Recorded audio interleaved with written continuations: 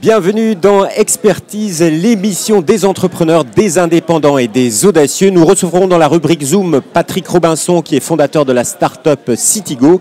Mais tout de suite, intéressons-nous aux centres d'affaires et aux espaces de coworking avec nos deux invités. Tout d'abord, Stéphane André, bonjour. Bonjour. Alors vous êtes directeur marketing communication Nextdoor, mais il faut dire Smile Ambassador, c'est ça? Oui.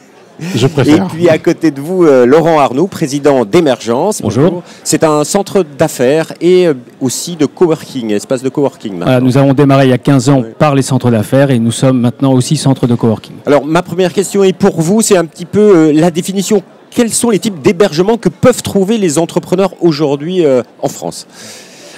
Alors les entrepreneurs, les créateurs d'entreprises sont souvent par manque de moyens en home office, travaillent de chez eux. Et aujourd'hui, il existe un certain nombre de solutions relativement économiques.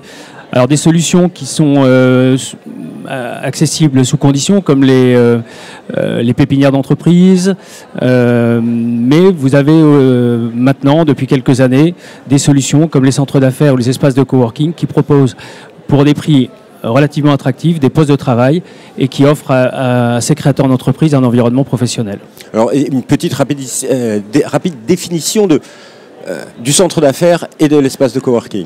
Alors, une définition. Alors, le centre d'affaires et l'espace de coworking se chevauchent un petit peu puisque les centres d'affaires font du coworking et les espaces de coworking font aussi des bureaux fermés comme dans les centres d'affaires.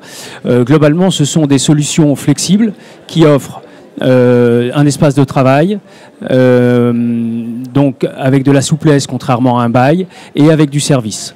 Les espaces de coworking ont une tendance à favoriser le coworking, la mise en relation, le travail collaboratif, alors que historiquement les centres d'affaires étaient plutôt dans une logique de bureau fermé où les gens pouvaient se rencontrer, mais le coworking a vraiment développé les espaces collaboratifs. Alors parlons coworking avec un Smile Ambassador. Quels sont les services que l'on trouve dans un espace de coworking ? Alors, dans un espace de coworking, vous allez trouver différents services justement pour vous aider à développer votre business. Vous allez trouver de la mise en relation, vous allez trouver des ateliers, des conférences, des animations aussi bien festives que business. Parce que le bien-être peut être générateur de business à terme. Tout ça, ça n'a qu'un but, c'est mettre en relation les gens entre eux. Et pour reprendre votre définition, je dirais que la différence entre centre d'affaires et espace de coworking, c'est surtout une question de philosophie. Dans l'espace de coworking, on va vers l'autre, on s'aide, on s'entraide, on est là pour développer son réseau. C'est presque un espace collaboratif. C'est complètement un espace collaboratif. Alors que dans le centre d'affaires, il y a quand même un petit peu de collaboration, mais on reste sur des services aux personnes qui viennent... Oui, dans le centre d'affaires, l'idée c'est d'abord d'apporter du service et éventuellement de mettre en relation les personnes. Dans les espaces de coworking, et c'est pour ça que les espaces de coworking se développent au sein des centres d'affaires, on a beaucoup plus cette philosophie de mise en relation entre les créateurs et les chefs d'entreprise. Alors là, c'est une question à tous les deux, c'est combien ça coûte ? Parce que vous avez parlé des problèmes de moyens que peuvent avoir les entrepreneurs quand ils se lancent. Combien ça coûte un espace de coworking ou un centre d'affaires ? Alors, j'allais dire, la première chose, c'est que ça peut être relativement variable entre la localisation. Évidemment, on est quand même sur de la location d'espace, donc le coût peut être différent en fonction de la localisation. Mais globalement, en Paris, région parisienne, on trouve des postes de travail entre 200 et 500 euros selon le niveau de service, le standing. Un espace de coworking, finalement, c'est un coût assez minime. Si vous mettez ça en balance avec le fait d'être chez soi, d'être renfermé chez soi pour développer son business, alors même que c'est le moment où on a le plus besoin de sortir du bois, entre guillemets, d'aller vers les autres, finalement, le coût est assez marginal. Alors, c'est sûr, quand on se lance, ça a un certain coût, mais comme le disait mon confrère, c'est tout à fait raisonnable et c'est un investissement que je conseillerais à tous les entrepreneurs parce que derrière, ils vont amortir assez rapidement. Alors là, c'est le premier conseil. On rentre dans les conseils de l'émission. Déjà, une toute première question. Comment choisit-on un type d'hébergement plutôt qu'un autre ? Stéphane André. Alors, on va choisir l'hébergement qui nous correspond. Qui correspond à sa vision de l'entreprise et l'hébergement dans lequel on est le mieux en tant que personne et en tant qu'entreprise. Donc, que vous soyez, c'est ce que je disais tout à l'heure, c'est une question de philosophie. Que vous soyez dans un centre d'affaires ou dans un espace de coworking, vous n'allez pas avoir la même démarche. Ensuite, entre les différents espaces de coworking, on va rentrer en compte bien sûr la localisation, le coût, mais aussi la communauté à laquelle vous vous rattachez. La communauté, l'animation de cette communauté. Donc tout ça, ça à prendre en compte dans le choix. Et le meilleur moyen, je dirais, et la plupart des espaces de coworking le font, c'est de tester pendant une journée ou deux pour sentir l'ambiance. Vous, par exemple, vous êtes installé non seulement à la Défense, à Issy-les-Moulineaux. À la Défense, à Issy-les-Moulineaux. On ouvre un prochain espace à Gare de Lyon et on va développer pas mal vous avez d'autres projets en cours et en Ile-de-France. Mais là, on est dans le concret immédiatement. Pour les centres d'affaires d'émergence, on est Paris Opéra, Paris Louvre, à Boulogne.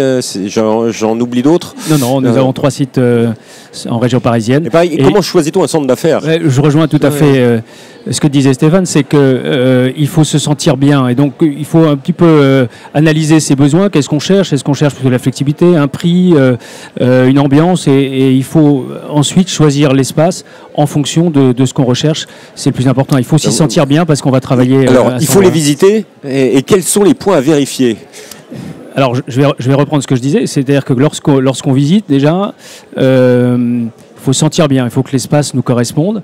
Alors les points à vérifier, il ne faut pas hésiter à visiter tous les lieux dans l'espace, les bureaux, les espaces de convivialité, la cafétéria, les toilettes. Enfin, faut aller voir un petit peu partout pour être sûr que ça corresponde à ce qu'on recherche. Voilà. Ensuite, bien sûr, il faut aller poser des questions, les questions contractuelles, qui vont de soi évidemment. D'autres choses à vérifier, rencontrer les personnes qui animent, les Smile Ambassadors? Exactement. Alors je dirais plus que les rencontrer, discuter avec eux et discuter aussi avec les autres membres de la communauté, les autres résidents. Et là, vous aurez une vraie vision de ce que propose l'espace et de comment vous allez pouvoir vous transposer votre entreprise et votre développement à long terme. Alors, il y a des espaces, on parlait des pépinières, où il y a une forme d'accompagnement, notamment les pépinières territoriales, où il y a des agents qui sont là pour aider les entreprises. Est-ce que vous proposez ce type de service également? Il y a un travail en réseau, mais vous accompagnez l'entrepreneur dans ses difficultés du quotidien ou pas? Comment ça se passe dans un centre d'affaires, dans un espace de coworking? Alors, chez Nextdoor, on a un positionnement post-incubation. On n'est pas incubateur, dans le sens où on ne va pas rentrer dans le business plan de nos résidents. Mais par contre, on va essayer de les accompagner dans leur développement. On va les mettre en contact les uns avec les autres dans le bâtiment, mais aussi dans l'intégralité du réseau et avec notre réseau nous-mêmes. Donc on a vraiment cette volonté de développer leur autre service. C'est à peu près la même chose. C'est-à-dire que on met les gens en relation. Nous avons des partenaires, donc on peut faire des animations avec un expert comptable, avec un avocat, pour que les créateurs d'entreprise, chefs d'entreprise puissent avoir des informations, éventuellement prendre contact avec ces personnes, ces professionnels. Merci beaucoup à tous les deux. L'émission continue. On retrouve tout de suite dans la rubrique Zoom notre invité, un start-upper.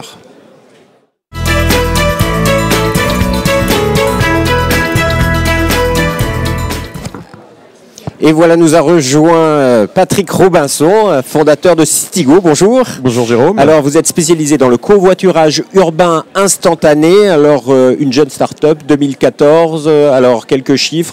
Surtout, vous intervenez en Ile-de-France. Covoiturage instantané, là, il y a des vrais besoins. 100 000 utilisateurs.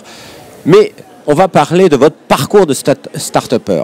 Quelle a été la principale difficulté que vous avez pu rencontrer?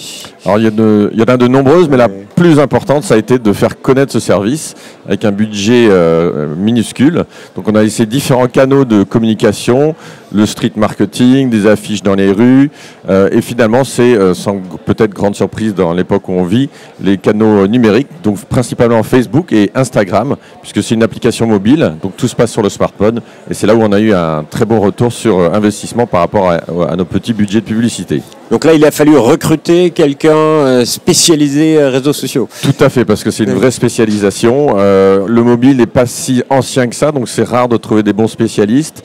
Il y a beaucoup de gens qui disent qu'ils ont quelques idées comment faire. Et c'est en testant, encore une fois, je suis un grand supporter de tester des choses, tester des personnes, tester des agences aussi, pour arriver à un résultat optimum. Quelle est la prochaine étape dans le développement de votre start-up ? Alors maintenant que nous avons commencé à avoir le début d'une masse critique en Ile-de-France, ça va être de lancer, ça va se passer au mois de novembre prochain, donc dans seulement un mois, de lancer le service dans les 10 plus grandes villes de France. Donc on va chercher des conducteurs, des passagers qui veulent partager leurs frais pour aller plus vite quand les trajets sont mal desservis par les transports publics. Et donc, c'est quelque chose qui va se faire rapidement ou pas ? Alors, on va essayer de faire ça de manière rapide, bien entendu, parce que plus la masse critique ou les milliers ou dizaines de milliers de personnes se retrouvent sur l'application, d'un côté les conducteurs, de l'autre côté des passagers, plus les gens sont satisfaits et plus après l'effet boule de neige, bouche à oreille, parrainage, etc. se multiplie et tout le monde est satisfait. Par contre, si ça va lentement, c'est un peu l'inverse. Quels sont les grands besoins pour développer la start-up aujourd'hui ? Alors, comme tout, notre rentabilité est faible, donc ça va être les financements. On a énormément de soutien des institutions publiques, Banque publique d'investissement, la BPI, mais aussi en Ile-de-France, la ville où nous sommes présents, ici les Moulineaux, Grand Paris Seine-Ouest, Cap Digital aussi, et bien sûr tous les conseils, les coachs, nos investisseurs également qui peuvent nous apporter des conseils. Donc, et bien sûr de l'argent, des financements. On va rechercher 1 million d'euros pour 2017 par exemple. Voilà, c'est l'annonce du jour, 1 million d'euros pour 2017 pour Citigo. Si ça vous intéresse, eh bien, vous pouvez retrouver toutes les informations sur le site internet du salon. Et bien sûr, vous pouvez retrouver toutes les émissions expertise sur le salon SME TV, la chaîne YouTube du salon. Merci beaucoup messieurs. Merci beaucoup Jean. Et vous pouvez bien sûr retrouver également toutes ces émissions sur demain.fr. À bientôt.